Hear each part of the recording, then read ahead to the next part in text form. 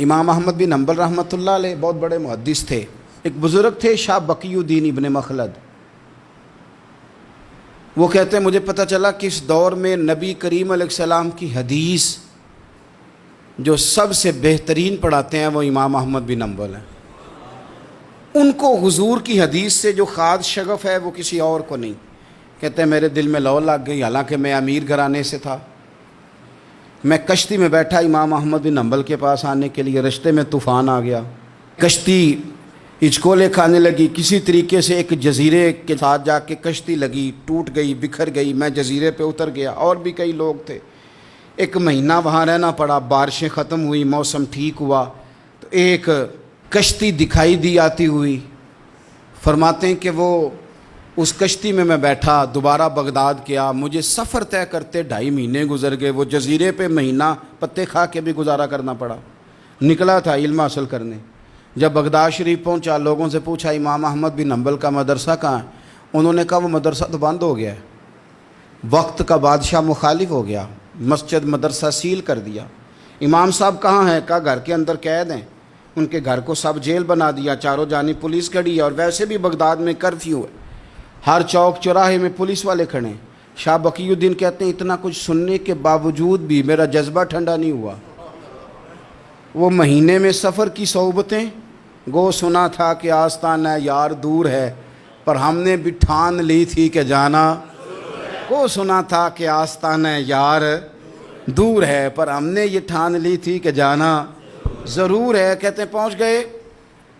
اب پتہ چلا کہ کرفیو ہے، سڑکوں پہ پولیس کھڑی ہے، گلیوں میں چوکوں چوراہوں میں پہرے ہیں. امام صاحب تک تو جا کوئی نہیں سکتا. کہتے ہیں میں نے ایک شخص کی منت کی، میں نے کہا کسی طریقے گاڑی بتا. کہنے لگا میں اشارہ بھی نہیں کر سکتا، سخت حالات ہیں. وہ کوئی طریقہ.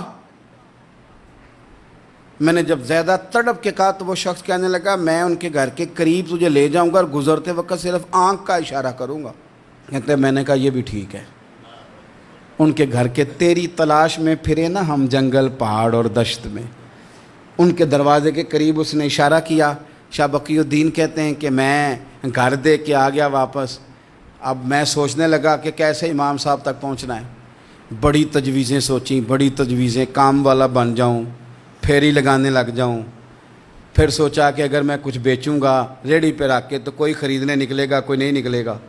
کس طرح کروں، کیا کروں، بڑی سوچیں. بالآخر میں نے طے کیا. اللہ اکبر. میں نے نہ کپڑے پھاڑ لیے، امامہ اتار دیا. فرماتے ہیں کہ ایک پیالہ مٹی کا خرید کے گلے میں رسی سے باندھ لیا، اور امام احمد بن حنبل کی 3 گلیوں پیچھے میں نے دروازہ دروازہ صدا لگانی شروع کی. فقیر ہوں، اللہ کے نام پہ لینے آیا ہوں. کہتے ہیں ایک ایک دینار مانگتے مانگتے مانگتے مانگتے آزم یار مناؤن دی خاطر اساں کی پیش وٹائے. کہتے ہیں مانگتے مانگتے نا میں امام احمد بن حنبل کے دروازے تک آیا. امیر گھر کا بچہ تھا، بڑے پیسے جیب میں ہوتے تھے. امام کے دروازے پہ صدا لگائی کوئی ہے اللہ کے نام پہ دینے والا؟ کہتے ہیں وہ نور بھرا دروازہ کھلا. ایک گورے مکھڑے والا، سفید داڑھی والا، سونے امامے والا، چمکدار آنکھیں، نورانی شباہت.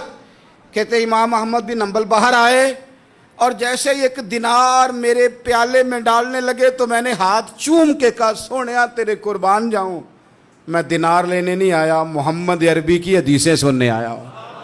کہتے امام کی بھی آنکھیں کھل گئیں. کہنے لگے اس حال میں اعظم یار مناؤن دی خاطر اساں کی پیس بٹائے. کہ حضور کیا کرتا، یہی ایک طریقہ رہ گیا تھا، میں تو کہاں سے چلا ہوں، کہاں پہنچا ہوں، کیا کروں.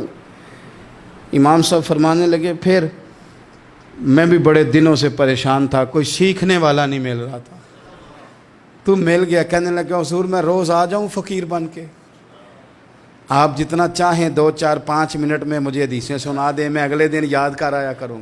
کہتے 2 سال لگ گئے. شاگرد کہاں ملیں گے ایسے، کہاں مرید ملیں گے، گزر گیا دور. کہتے ہیں کہ میں نا ہر روز فقیر بن کے جاتا، 3 گلیاں پیچھے مانگنا شروع کرتا، کوئی شک نہ کرے. 2 سال دروازے پہ جاتا، آگے پیالہ کرتا، امام 1 دینار ڈالتے اور مصطفیٰ کی حدیثیں سناتے. کہتے ہیں حالات بدل گئے. 2 سال کے بعد حکومت بدل گئی، امام کا مدرسہ بحال ہو گیا، رش ہو گیا. بادشاہ بڑا عقیدت مند تھا، جو نیا آیا اس نے بڑا کر کے ادارہ بنا کے دیا. جس دن میں گیا تو رش لگا ہوا تھا. کہتے ہیں حالات بدلے تو ہم نے بھی کپڑے بدلے، ہم نے بھی دوبارہ سے دستار باندھی. اور کہتے ہیں بڑے لوگ بیٹھے ہوئے تھے، میں جب داخل ہوا نا تو امام اٹھ کے کھڑے ہوئے. آپ فرمانے لگے پتر ادھر آ، تو آگے آ کے بیٹھ. لوگ دین سیکھنے آتے ہیں، تو فقیر بن کے مانگنے آیا تھا. اور میں بھی باقیوں کو پڑھایا کرتا تھا، تجھے میں دیا کرتا تھا. اور اب باقی پڑھا کریں گے، تجھے دیا جائے گا. اور آج تجھے سینے سے نکال کے دیا کروں گا. زمانے بدل گئے، حالات بدل گئے. وہ شخص چلا گیا، کون حکمران تھا کون نہیں تھا، لیکن استاد شاگرد کے ادب کی داستان قیامت تک باقی رہے گی.